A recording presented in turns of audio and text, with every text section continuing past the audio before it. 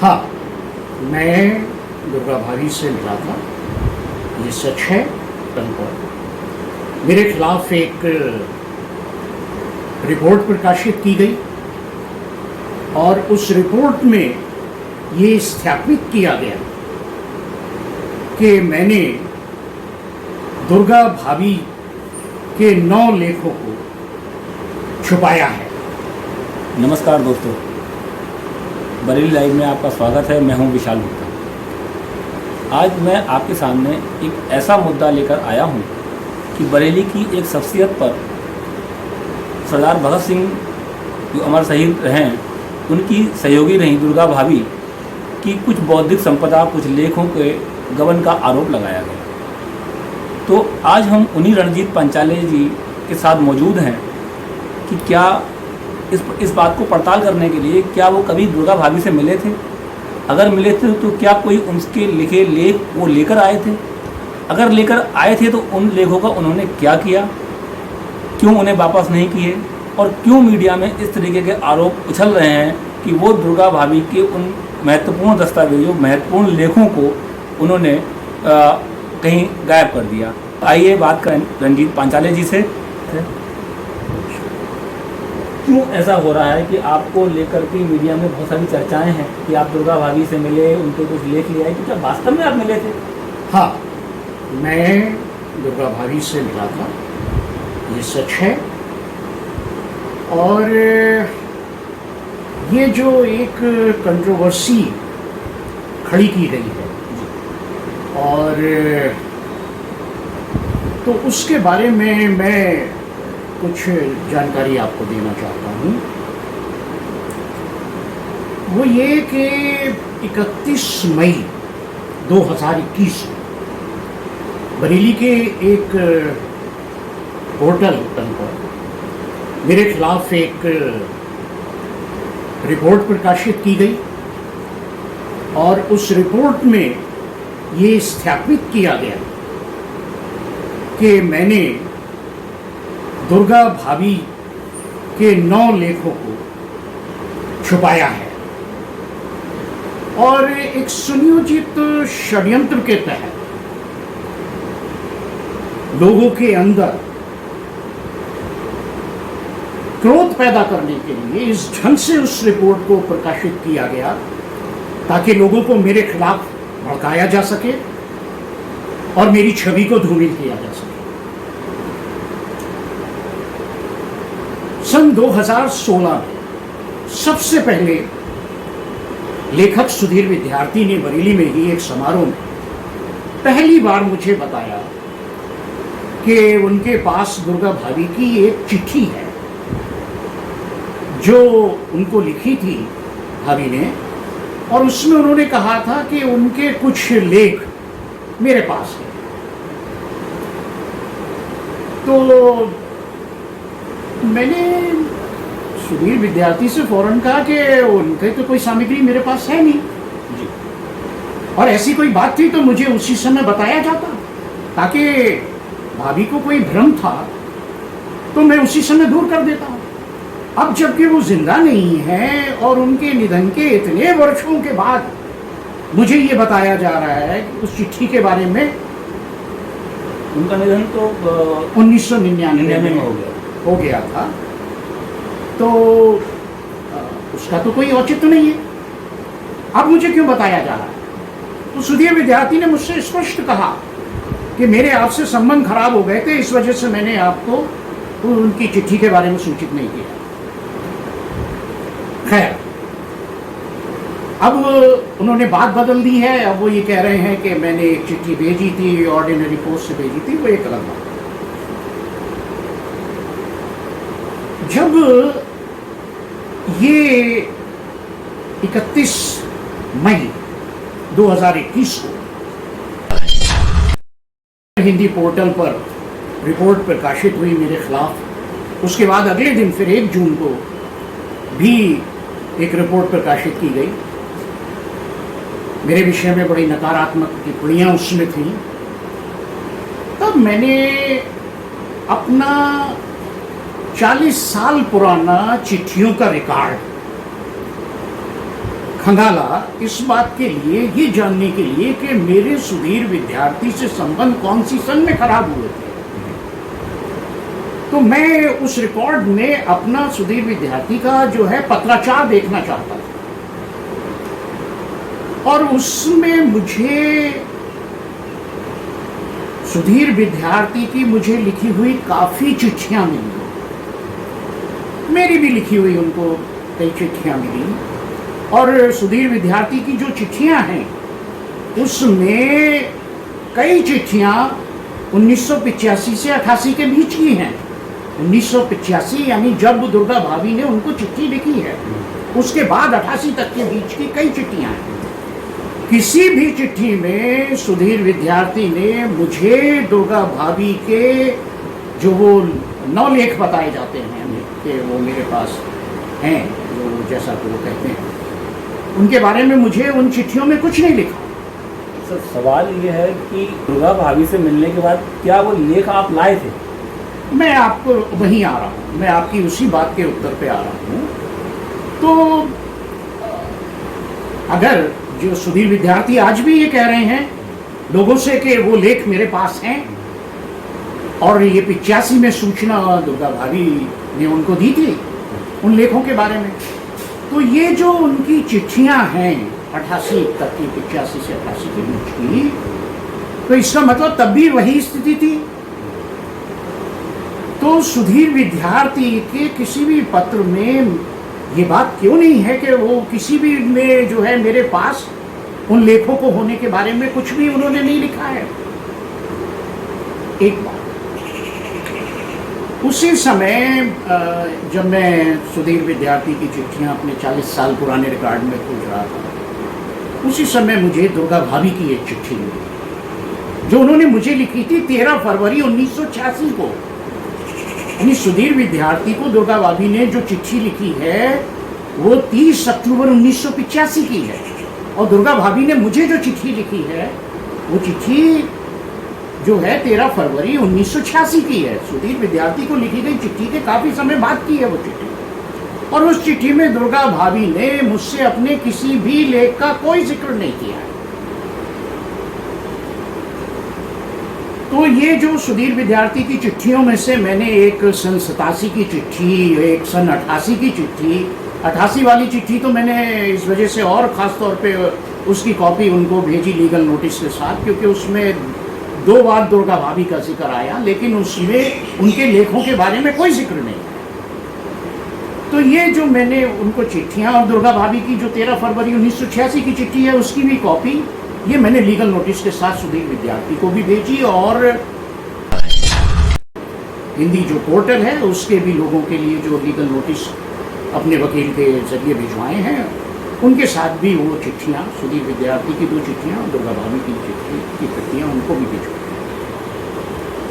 Legal notice भेजने के बाद भी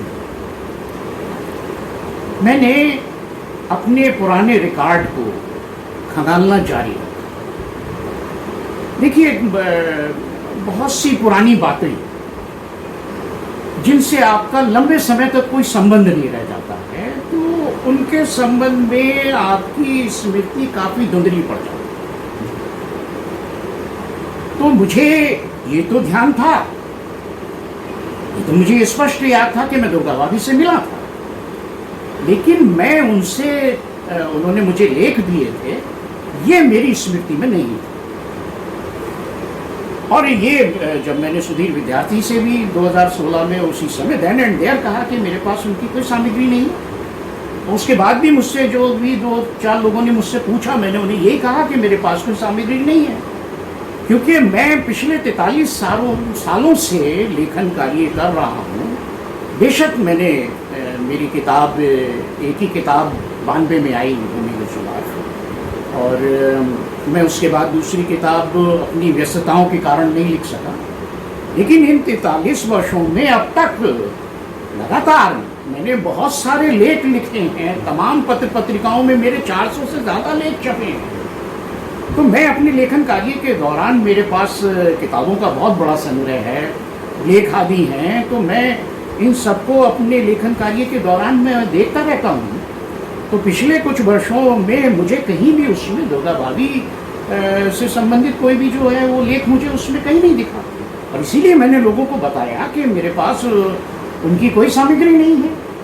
और ये अंतिम सत्य है कि मेरे पास उनका कोई लेख नहीं है, ये एक सच्चाई है। तो खैर वो जब मैंने लीगल नोटिस भेजने के बाद भी जब वो पुराने रिकॉर्ड को अपने खंगालता रहा मैं, तो मुझे कुछ मेरे द्वारा दुर्गा भाभी को लिखी गई चिट्ठियाँ मुझे मिली, दुर्गा भाभी की लिखी हुई मुझे और चिट्ठी मिली।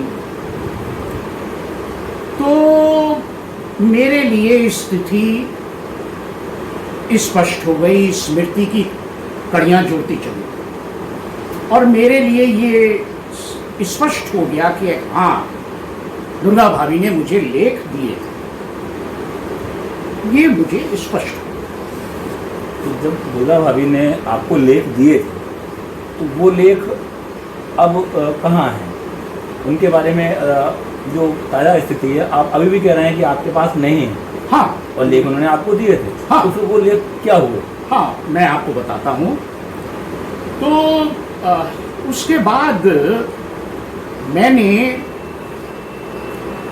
उनके लिए वो लेख मैं 1900, अब ये मुझे स्पष्ट हो गया, 1985 के उत्तरार्ध में जो है उन्होंने मुझे लेख दिए थे, और 1985 के वर्ष में ही मैंने उनके सारे लेख उनको वापस कर दिए।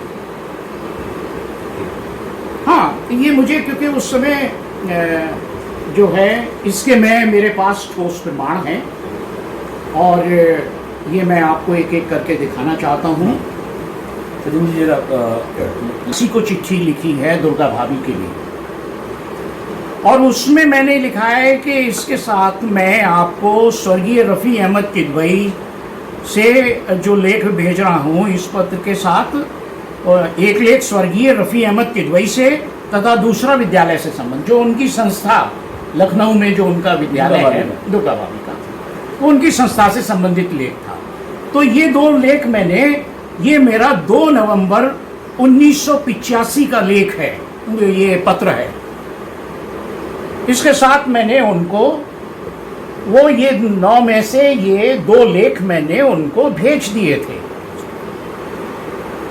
हाँ, इसमें मैंने फिर उनको लिखा है कि मैं जो है 15 दिनों के अंदर आपकी बाकी शेष सामग्री जो है, बाकी के जो, वो भी मैं आपको भेज दूंगा। 1985 को जो पत्र भेजा, उसके साथ में उनकी मैंने ये शेष सामग्री उनको सब, मैंने जो भी मेरे पास थी वो मैंने सब भेज दी। मैंने उनको लिखा, विश्वास है कि दीपावली आनंदमय वातावरण में मनाई होगी। अपने वचनानुसार आपकी शेष सभी सामग्री वापस लौटा रहा हूँ। इसमें दिल्ली 1938 वाले सभी लेख हैं, जो 7 लेख बताए जाते हैं, ये 38 वाले वो 7 लेख हैं, तथा विष्णु प्रभाकर जी के जिस लेख का मैंने आपसे जिक्र किया था, उसकी भी फोटोस्टेट प्रतिलिपि आपको भेज रहा हूँ। दुर्गा भाभी से मिलकर के जो मैं कोई विष्णु प्रभाकर जी का लेख के बारे में, तो वो मैंने अपनी तरफ से वो भी मैंने उनको भेज दिया। इसे अपने पास रख लीजिएगा, क्योंकि वो फोटोकॉपी थी उसकी, वो मैंने उनको भेज दी। लेकिन मैंने आगे एक लाइन और लिखी, इस सामग्री की प्राप्ति अवश्य स्वीकार करें। तो ये जो है ये पत्र, ये मैंने 14 नवंबर 1985 को दुर्गा भाभी को मैंने लिखा, और इसके साथ उनकी जो मेरे पास शेष सामग्री थी वो मैंने उनको वापस भेज दी, और उसके बाद ये सामग्री वाली बात उसी समय खत्म हो गई। मुझे 28 जनवरी 1986 को पत्र लिखा।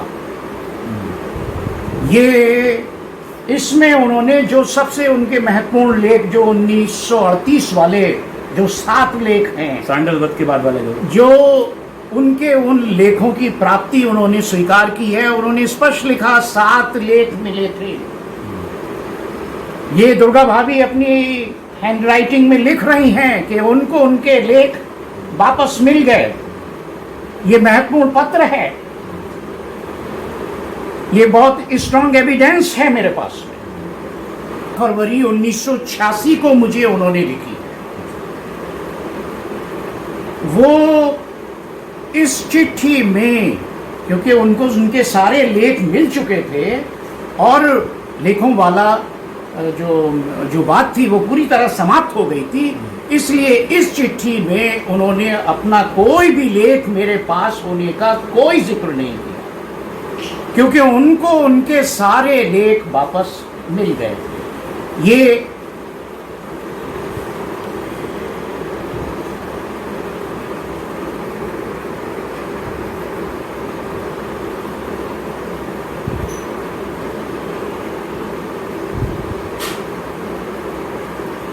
इसका पीछे का दुर्गा भाभी ने स्वीकार कर ली चिट्ठी, उनके पास आपको चिट्ठी भी लिख दी कि उनको पास कोई लेख आपके पास उनका नहीं है। जी जी।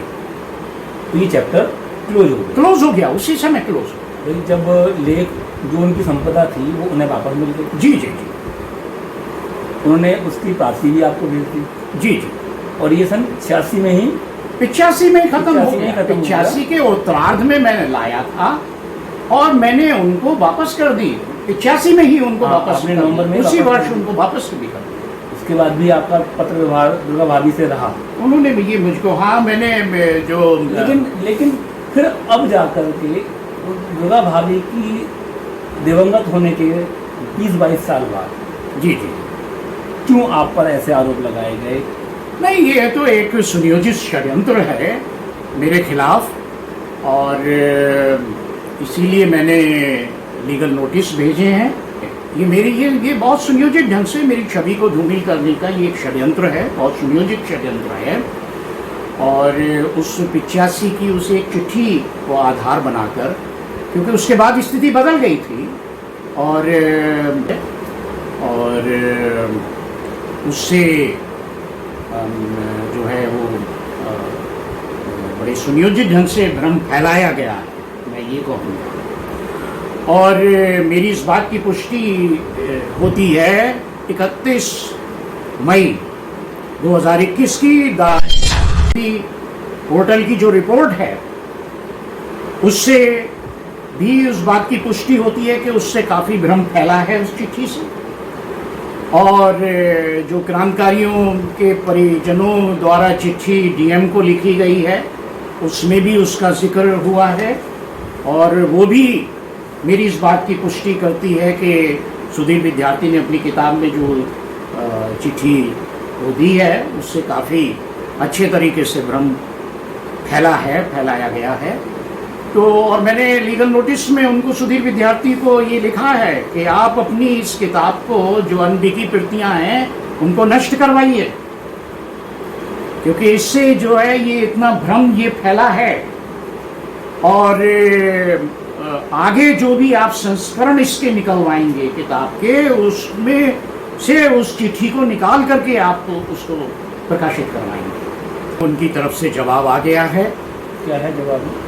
और जवाब में वो अपना काफ़ी वो उन्होंने बचाव किया है, और लेकिन वो सत्यता नहीं है, इसीलिए उनका जवाब अस्वीकार्य है। और जो पोर्टल के लोग जिन्होंने मेरे खिलाफ छापा है, उनके जो पोर्टल के मालिक और जो यूनिट हेड और जो जिस रिपोर्टर ने वो रिपोर्ट्स लिखी हैं, उनके खिलाफ जो है उनको जो लीगल नोटिस भेजे हैं उनका अभी जवाब नहीं आए हैं। 30 जून तक हम प्रतीक्षा कर रहे हैं। जुलाई में कोर्ट खुल रहे हैं, उसके बाद मेरे वकील सुधीर विद्यार्थी और पोर्टल के तीनों लोगों, इन चारों लोगों के खिलाफ मानहानि का मुकदमा दायर